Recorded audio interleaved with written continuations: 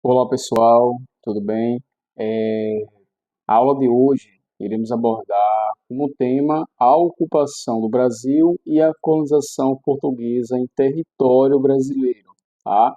Essa aula será apresentada pelo professor Roberto, que sou eu, o professor Danilo, né, o professor Gleison e a professora Stephanie, certo? Antes de iniciarmos a história da ocupação do Brasil e a colonização portuguesa, precisamos entender a localização portuguesa ter um acesso fácil às correntes marítimas do Oceano Atlântico e o desenvolvimento comercial em Lisboa tornava a cidade um centro importante para o comércio de especiarias, mas Portugal precisava encontrar uma nova rota de comércio, né? Vejamos por que Portugal precisava encontrar. Em 1453, Portugal continua usando um canal, é, usando o canal que era de livre comércio, conhecido como Constantinopla, para vender e comprar todos os tipos de especiarias, até que a Constantinopla cai nas mãos do Império Otomano, o império esse que usa essa nova administração por ideias religiosas e políticas, né, para fechar o canal, né, e interromper aquela vasta circulação comercial, que não só Portugal fazia parte, mas outros países também, certo? Portugal já havia iniciado suas navegações, tá? Isso bem antes de 1453, foi em 1415, né? Quando Portugal teve uma expansão marítima em águas africanas e teve rotas, né, até as Índias para conseguir também alguns tipos de especiarias para o seu reino, né? Especiarias essas que era muito importante para o reino de Portugal, tá?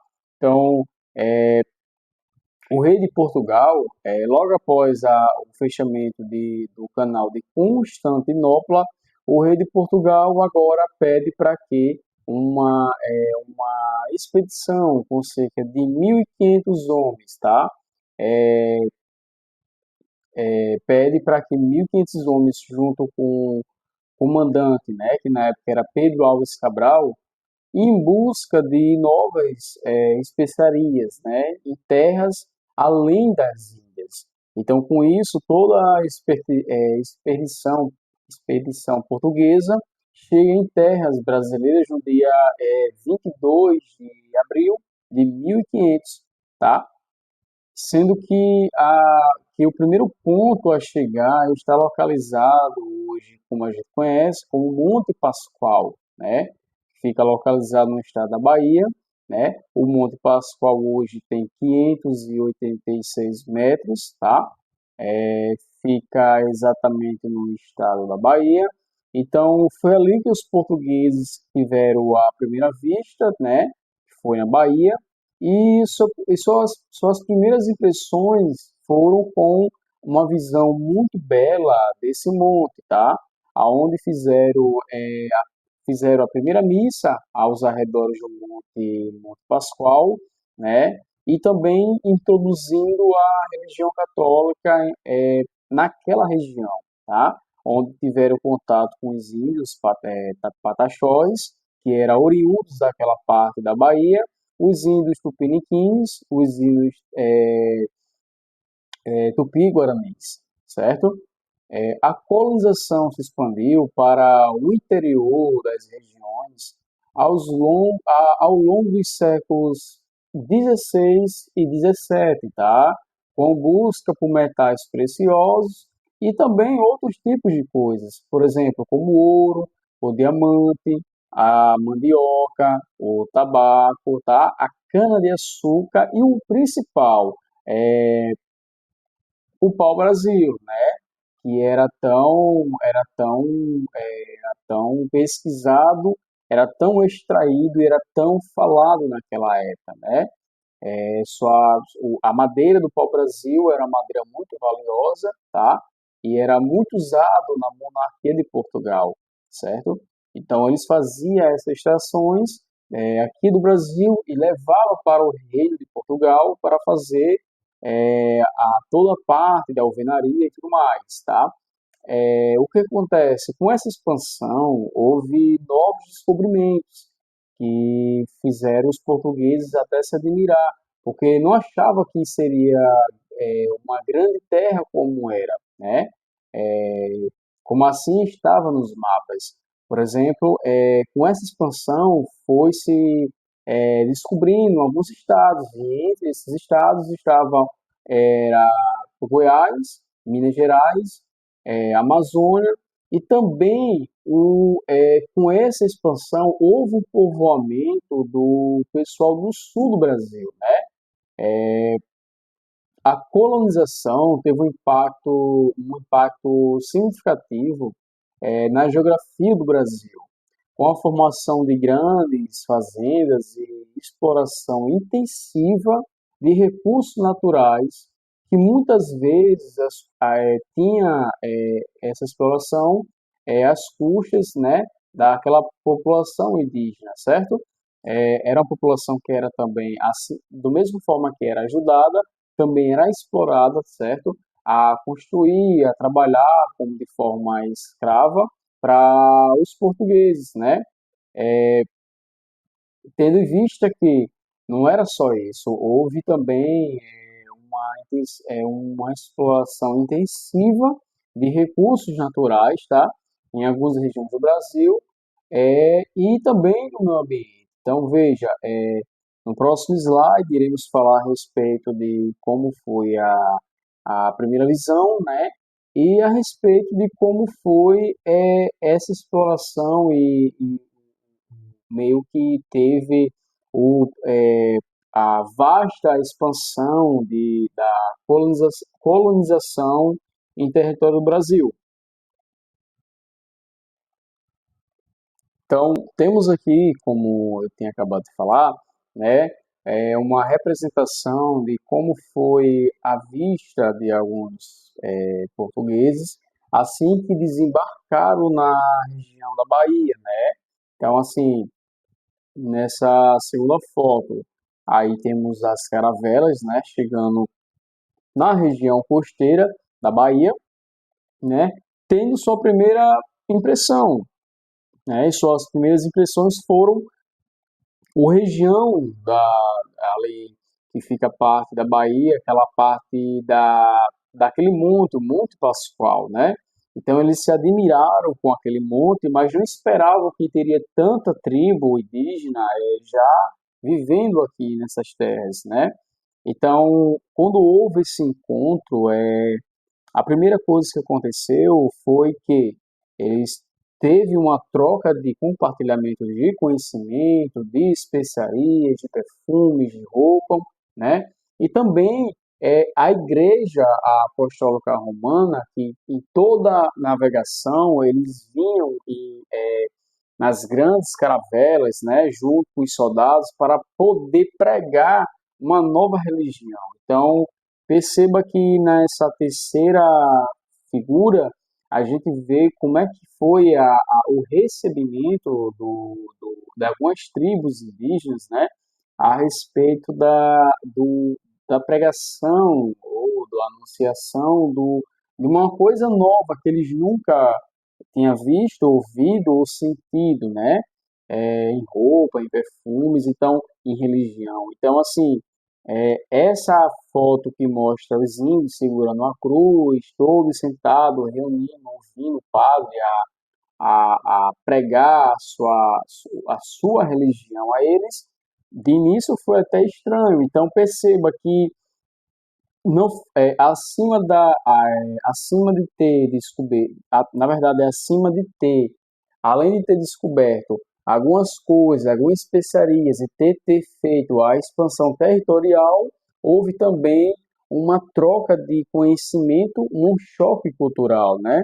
houve um choque cultural. Por quê? Porque os índios eram politeístas, certo? Eles acreditavam em vários deuses, enquanto a Igreja Apostólica Romana, né, a qual era oriunda de Portugal, né, daquele continente ali, aquela região todinha europeu, era oriundo de Portugal, vinha com o pensamento monoteísta, ou seja, em acreditar somente em Deus. Então, além de ter um choque cultural com a forma do que os índios acreditavam, houve também um choque de forma comportamental, de forma econômica, porque, por exemplo, os portugueses, assim que desembarcaram no estado da Bahia, começaram a usar a mão de obra barata, né?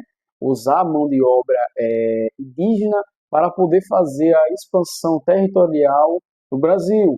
Então, com isso, algumas tribos indígenas, né, como a Pataxós, como a Tupi-Guarani, como as Tupinambás, não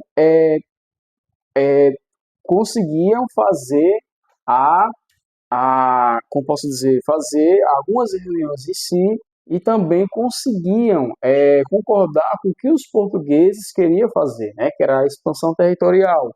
Porém, havia tribos indígenas que não gostavam de fazer isso. Então, houve sim algumas guerras, tanto que lá na frente os professores Danilo, Rony e Stephanie vai explicar que houve uma divisão. Então, certa parte de certa tribo de índios ficaram com um certo povo, com alguns povos europeus, como os espanhóis, assim como também alguns povos franceses, certo? Então, houve sim um choque cultural, um choque econômico, tá? Então, essa é a introdução, tá? De como foi a chegada dos primeiros portugueses, tá? Inclusive, os índios em si, de imediato, não receberam de boa, ficaram assustados, mas ao longo do tempo foi se trabalhando isso. Então, assim, pessoal, ao longo da apresentação, outros professores, como Danilo, Stephanie e Rony, vai explicar o que houve, por que houve essa divisão, houveram guerras, tá certo? Então é isso, essa é a introdução, tá, da descoberta do Brasil. E, assim, de forma bem resumida, certo, pessoal? Para vocês entenderem como ficou, como se deu a descoberta do Brasil. Olá pessoal, dando continuidade ao nosso assunto, nós vamos falar agora um pouco sobre o Tratado de Tordesilhas.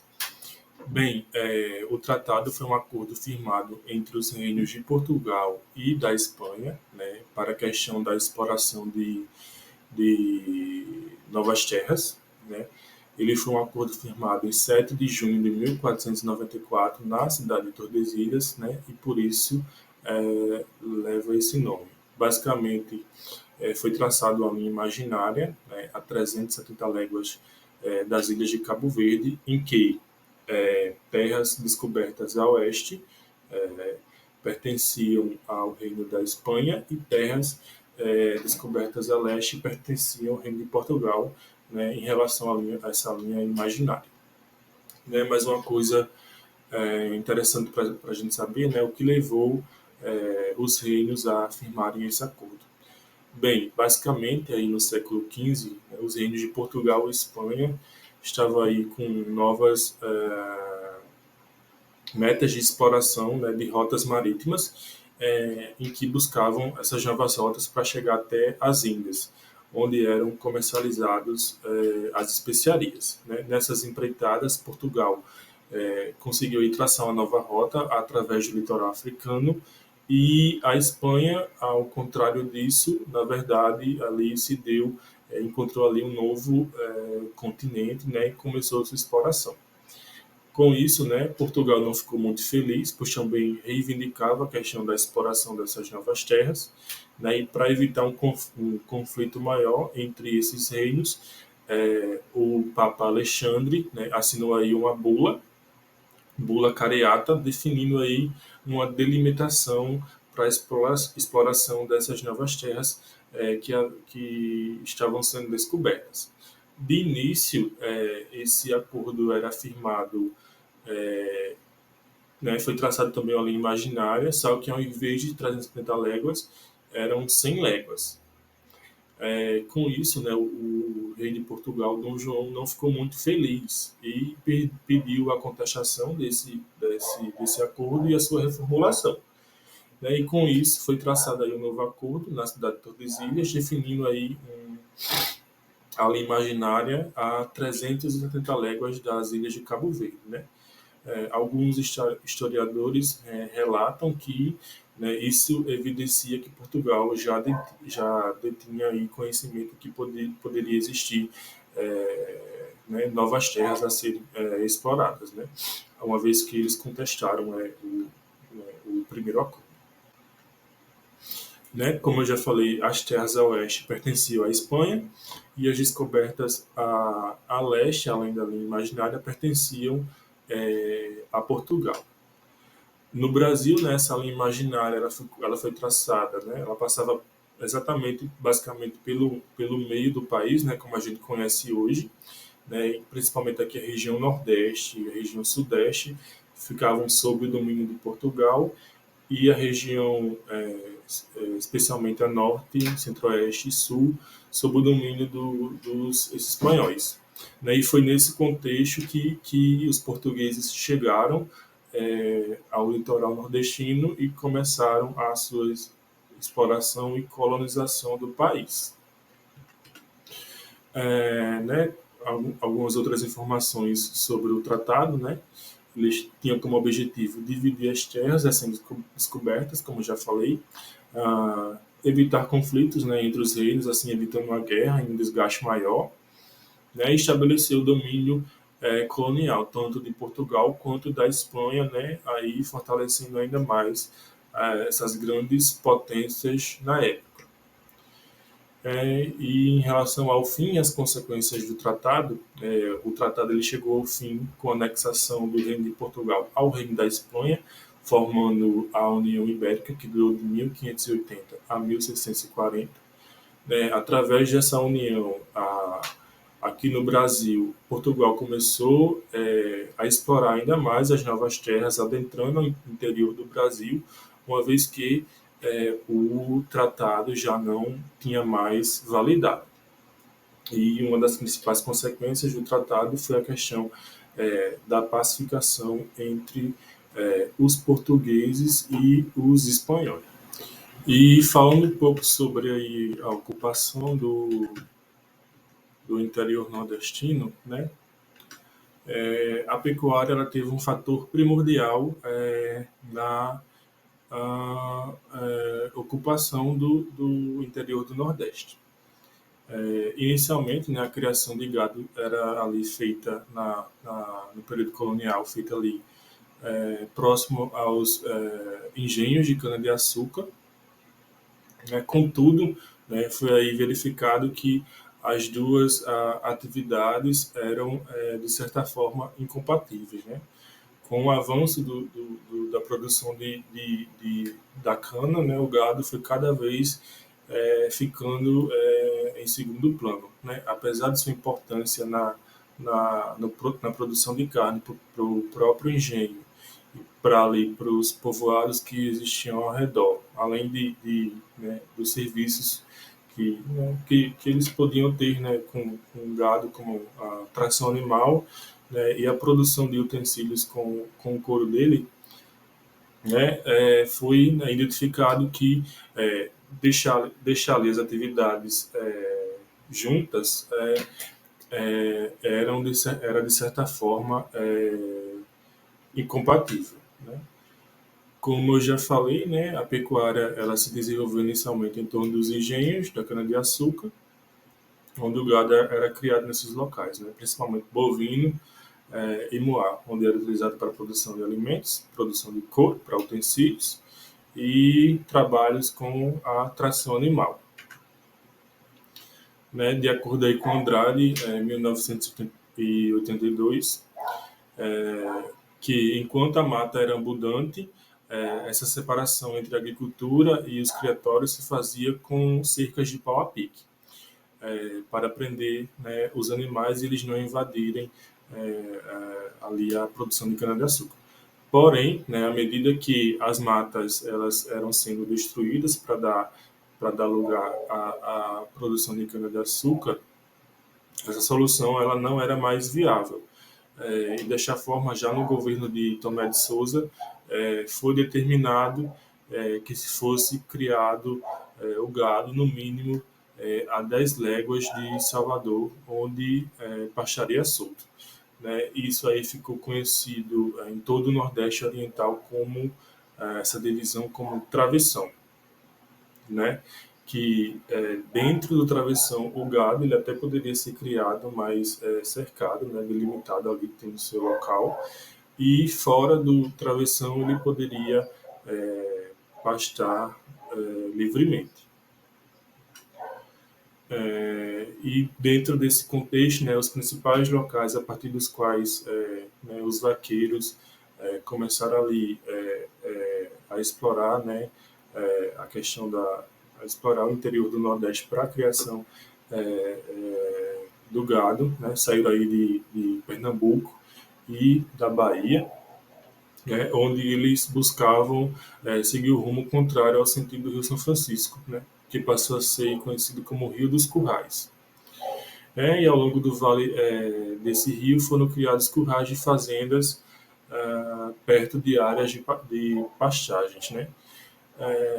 Em relação à criação do gado, tinha algumas vantagens de se criar o gado aí na região mais do interior, né?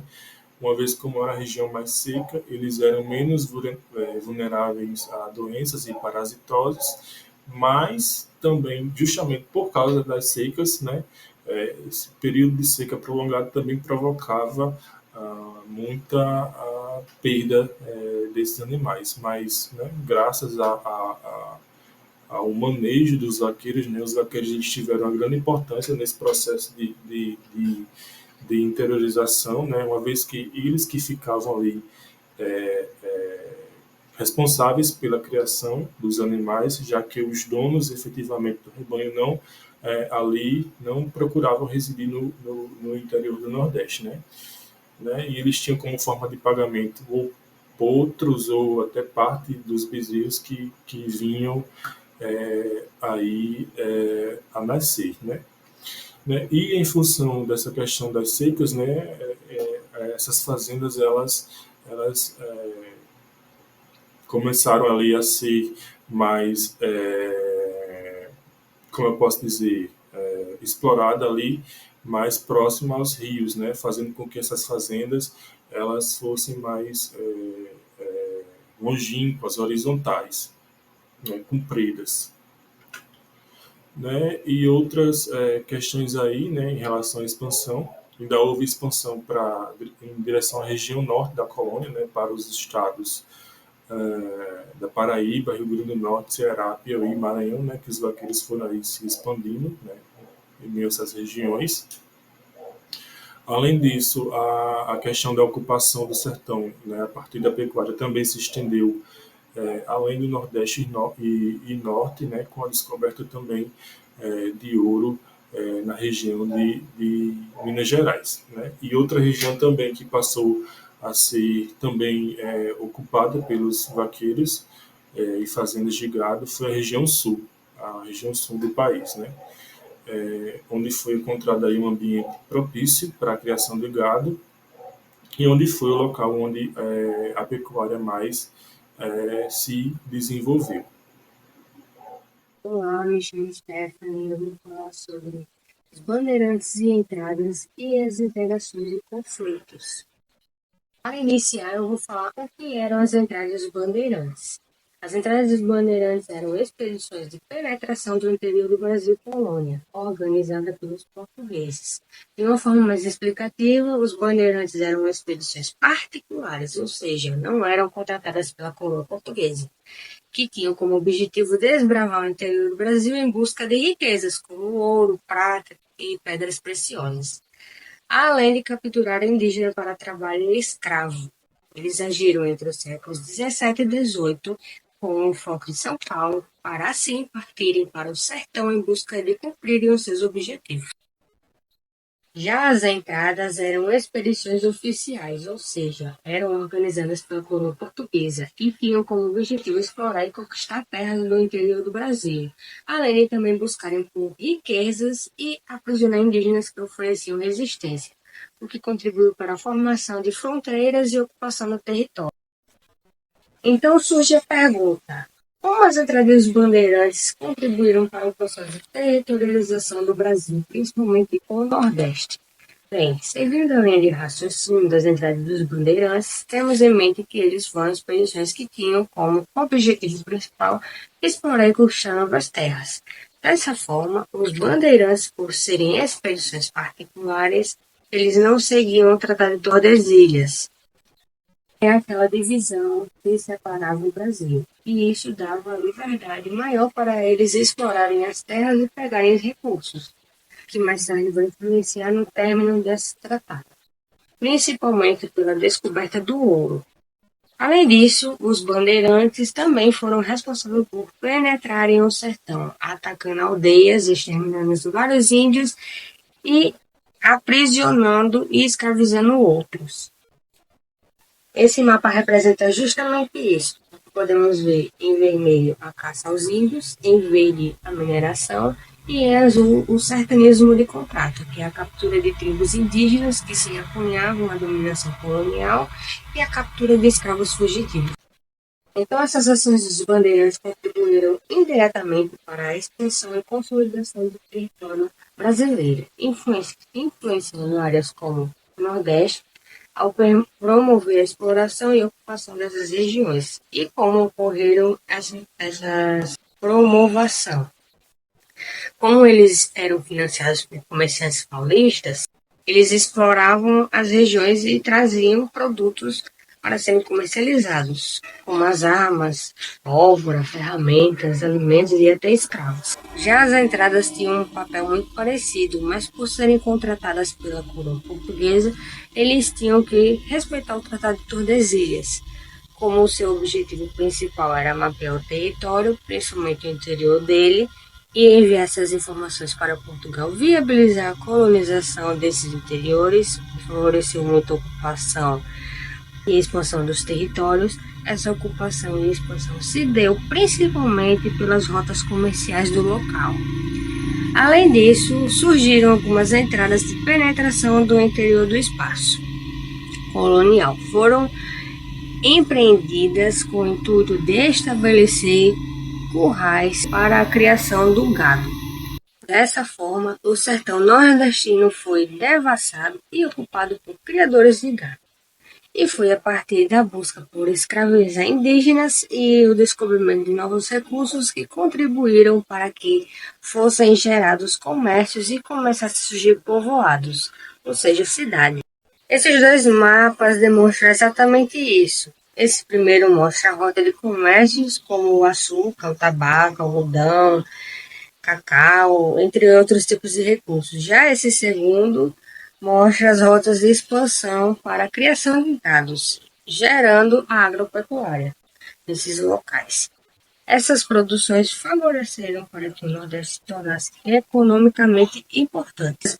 Então, as entradas, mesmo estabelecendo um modelo de povoação dispersa e rarefeita, cumpriram os seus objetivos econômicos, que era assegurar a manutenção das atividades acessoriais a plantagens açucareiros, litorânea e geopolítica, além de assegurar à coroa portuguesa o domínio e a defesa do território que era constantemente ameaçado por invasões externas.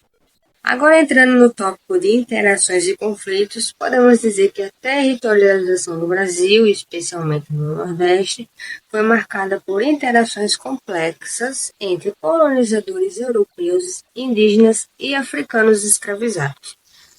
Os colonizadores, principalmente portugueses, buscavam expandir suas terras e explorar recursos naturais, o que levou ao desmatamento e à ocupação das terras indígenas. Isso resultou em conflitos como a resistência indígena e a luta por suas terras. Além disso, a introdução africana de africanos escravizados para trabalho nas plantações de açúcar e em outras atividades econômicas, gerou uma dinâmica de exploração e opressão, mas também de resistência, com a formação de quilombos e revoltas. Essas interações moldaram a sociedade brasileira, influenciando aspectos culturais, sociais e econômicos que perduram até hoje. Então surge a pergunta: como ocorreram as interações e conflitos durante a formação territorial do Nordeste brasileiro? Basicamente, da mesma forma que expliquei anteriormente. Então, podemos dizer que a primeira interação entre os povos nativos e os portugueses foi pacífica, ou seja, a relação entre esses povos eram amistosas. Depois que os portugueses embarcaram a costa brasileira, eles construíram feitorias para armazenar o pau-brasil. Os indígenas observaram aquilo e passaram a pegar o pau-brasil do interior e levavam para os portugueses, porque em troca os portugueses davam coisas que eles não tinham, como espelho, machado, panela, por aí vai.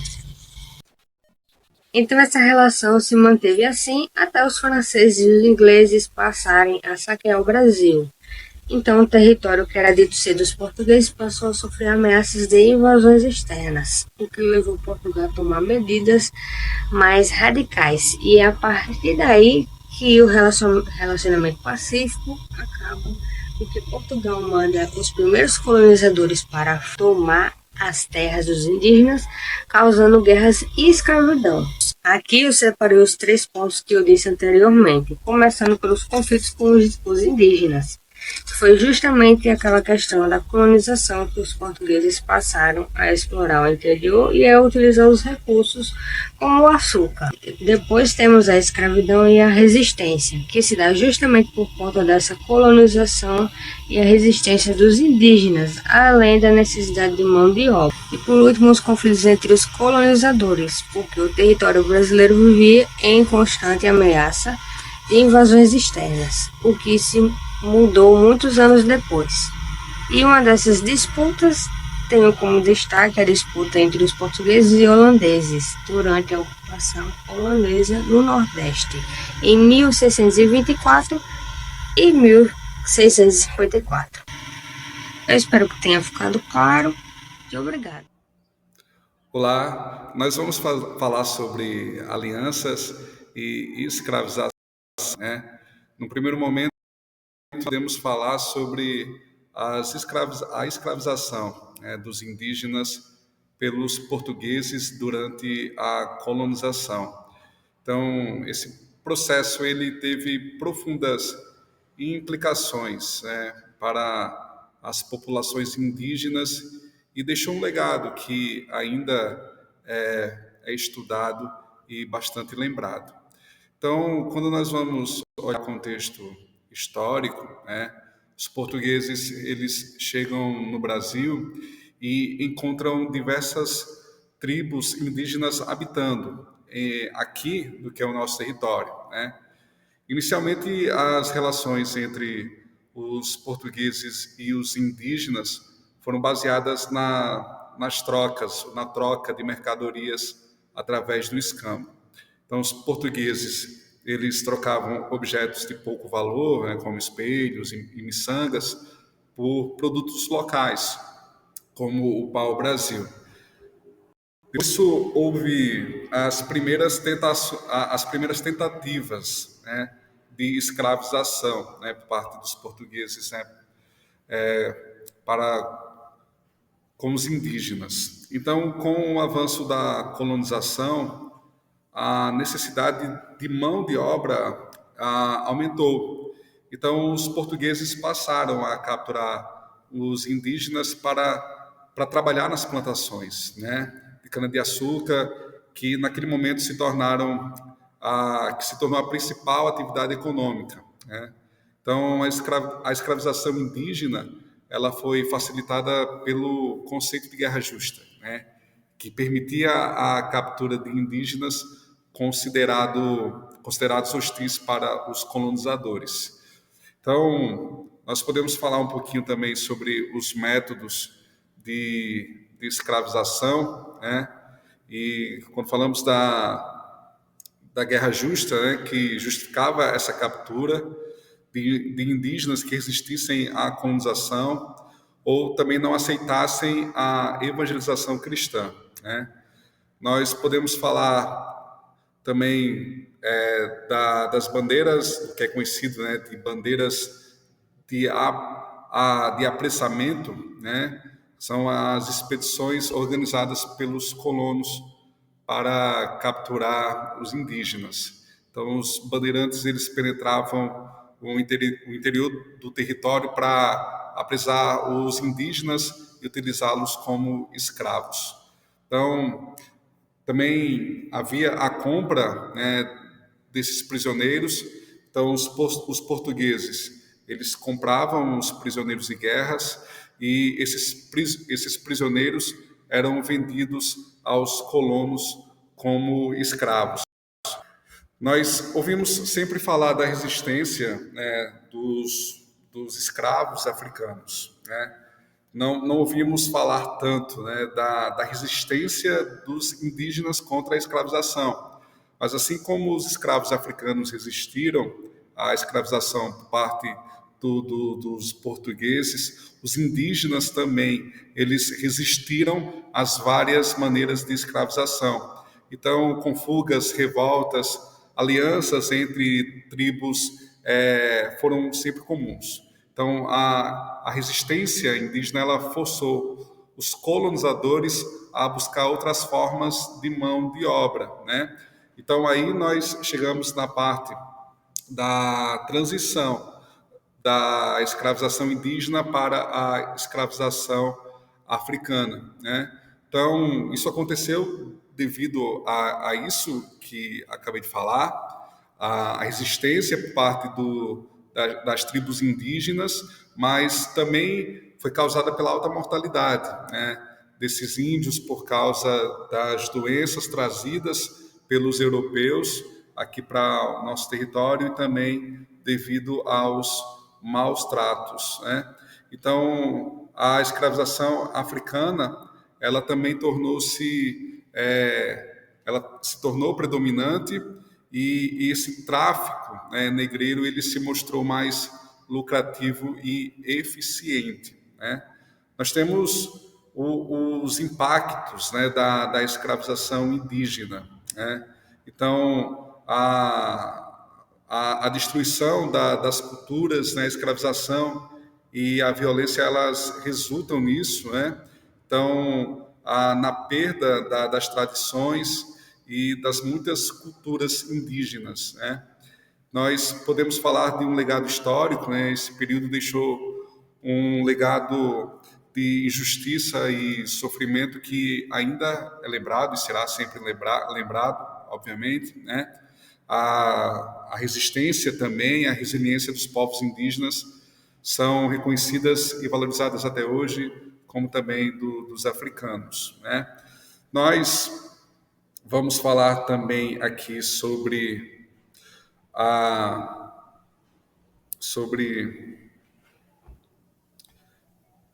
influência dos europeus e o impacto cultural que acabou acontecendo por causa da colonização, né? Então, essa colonização portuguesa, ela trouxe um impacto profundo, né, na cultura brasileira, resultando em uma mistura única de influências indígenas, também africanas, e aí europeias também, como havia acabado de falar, né? Então, isso acabou implicando em algumas consequências culturais que fazem parte dos dias de hoje, né? Que estão presentes dentro impactos que estão presentes dentro da nossa cultura, né? A língua, né? Nós falamos o português se tornou a língua oficial do Brasil. Falamos também da religião, né, que o catolicismo ele se tornou e é ainda até hoje a religião predominante dentro do nosso país, e tudo isso influenciando na cultura, na arquitetura e também nas tradições, né? Nós falamos, por exemplo, da da arquitetura, das tradições e das festas, né? As festas religiosas, como a festa junina tem suas raízes, né, na cultura europeia também, e tudo na culinária com pratos como pão de queijo, mas aí já acontece essa mistura também, né, da influência africana, também como feijoada, acarajé e tantas outras coisas, né? A arquitetura também com as praças e casarões históricos, né? Então, e aí existem lugares, né, que se torna mais visível, né, esse legado, digamos assim, nas cidades de Salvador, Ouro Preto, né, onde a arquitetura colonial portuguesa ela deixou marcas visíveis. Então nós sofremos essa influência que perdura até os dias de hoje. Então, basicamente é isso, né, que nós temos para falar sobre esses pontos.